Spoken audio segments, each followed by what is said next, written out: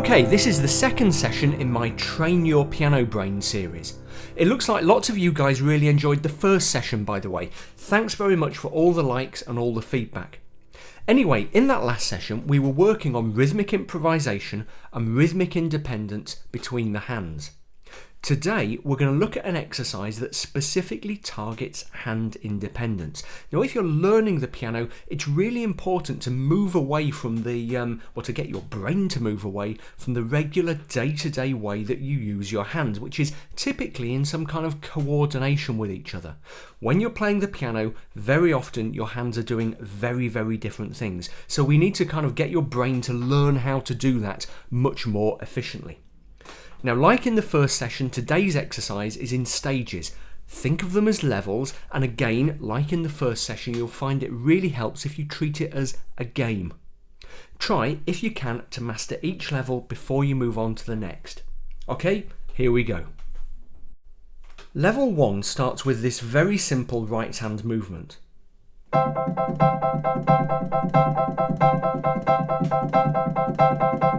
This is actually based on a technique that I've taught before in some of my blues piano tutorials, so if you've seen those you might find it a bit familiar. Here though we're going to dig into it in a bit more detail.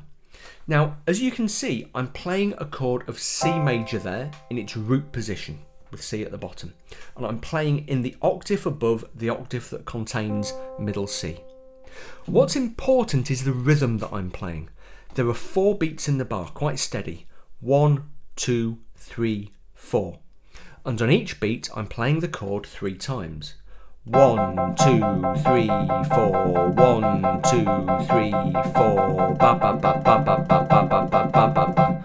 Just to think about the music theory for a second, what I have there is what we call 12/8 time, a 12/8 time signature.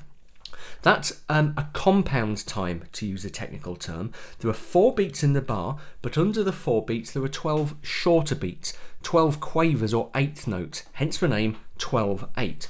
So in theory, you could count it either in 4s, 1, 2, 3, 4, okay, or in very fast 12s, 1, 2, 3, 4, 5, 6, 7, 8, 9, 10, 11, I can't count quick enough, okay? So anyway, putting that aside, level 1 is just to get used to playing that pattern, yeah? As you play it, I want you to count against it, yeah? Out loud.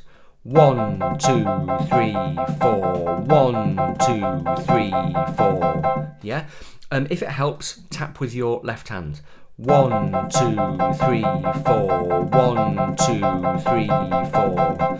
What I want you to do is focus on getting it steady and even.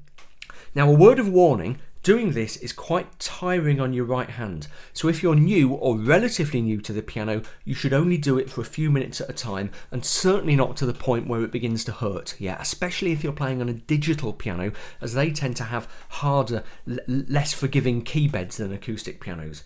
You don't want to be setting yourself up for a kind of repetitive strain injury.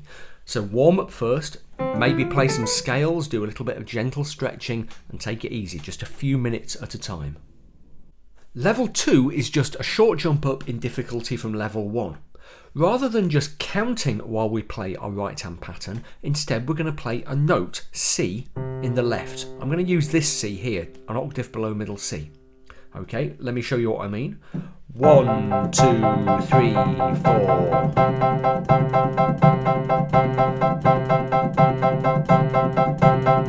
Okay, focus on keeping that right hand really steady and even. And if you want to kind of add a little bit of extra challenge here, kind of level 2B if you like, you can try switching your fingers in the left like this.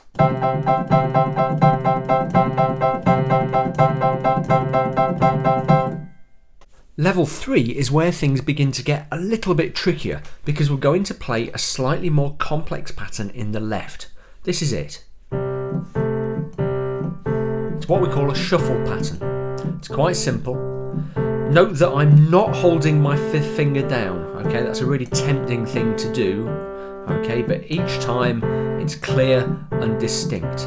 Okay, so let's try running the right hand against that.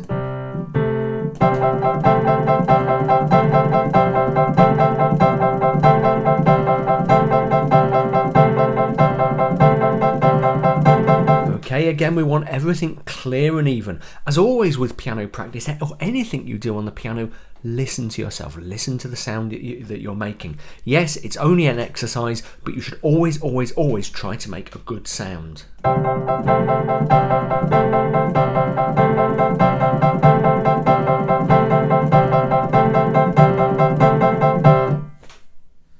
Now we're on level 4, we're going to make that left hand slightly more complex.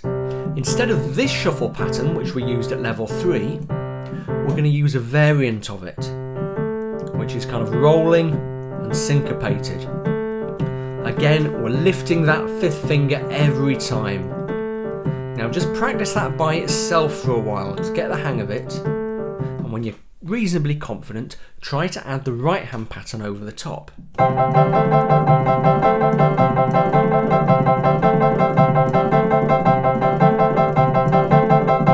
Yeah, this is a stage at which it should be getting really quite challenging because, you know, it looks relatively simple, but you're asking your brain to do very, very, very different things there. So it will take a little while to master it.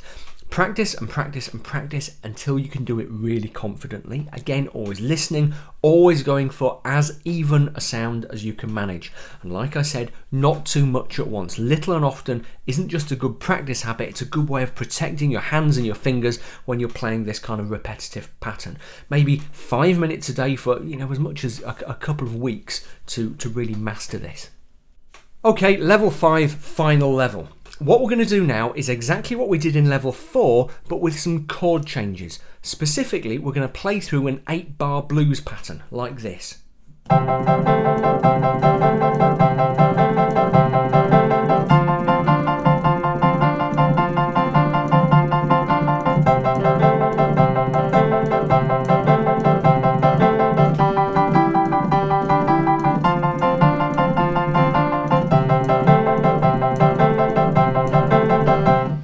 One of the things that makes that tricky is that you're having to deal with very quick whole hand jumps in both hands, and you need to be able to make each one without skipping a beat. Now that will be tricky at first, so slow things right down, and in particular think about how you're handling your fingers. So for example, when you're switching from the C position to the F position, you can almost start moving your finger, your 5th finger up while your 2nd and thumb are playing the G and A. Okay, coming down again, you've got no choice but to jump, but there are places where you can make things just a bit easier for yourself. So that's pretty much it. Once you've mastered all 5 levels, and it's going to take a while, yeah, there are various things you can do to adapt the exercise and make it trickier. Play a different left hand pattern, for example. This kind of thing, it's like being in the gym, yeah? You're looking for new and different ways of adding resistance or difficulty to an exercise. Okay, so that's about it for this session of Train Your Piano Brain. In the next session, we'll be doing more work on jumping around and automating the process of finding notes on the piano keyboard. Until then, remember to like this tutorial and subscribe to my channel, and maybe check out my book, How to Really Play the Piano. Thousands of piano learners found it really useful, and maybe you will as well. Click the link right underneath this video to find out more right now. See you next time.